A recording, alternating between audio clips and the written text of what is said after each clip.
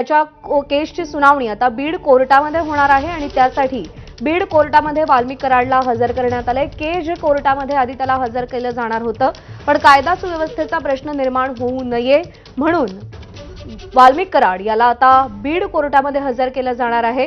काल त्याच्यावरती मकोका लावण्यात आलाय। कृष्णा केंडे आपले प्रतिनिधी सध्या आपल्या सोबत आहेत। कृष्णा, अरे इथे ये नाही तो फेक। हॅलो,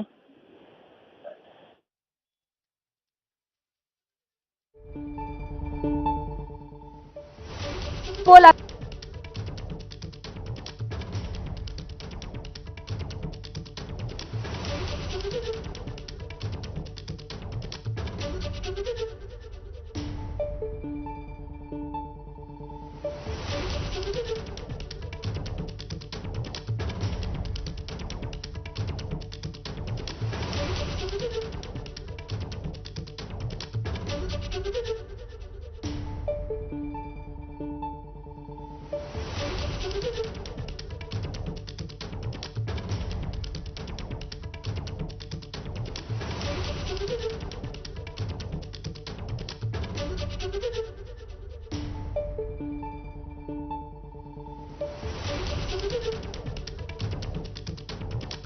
कृष्णा, आवाज येतोय?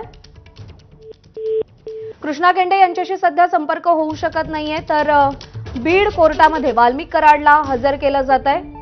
केज न्यायालयामध्ये त्याची सुनावणी पार पडणार होती, पण काल त्याच्यावर मकोका लावल्यानंतर परळीमध्ये कायदा सुव्यवस्थेची परिस्थिती निर्माण झाली।